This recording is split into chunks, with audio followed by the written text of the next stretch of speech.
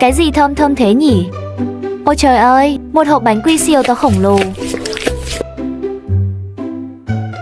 Ngon quá, làm sao để mở ra nhỉ? À hả, được rồi, xin chào những chiếc bánh quy béo ngậy.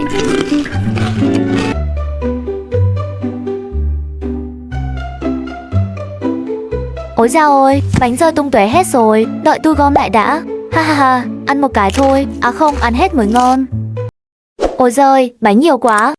Bấm nút like và sút dài giúp Capi gom hết nào.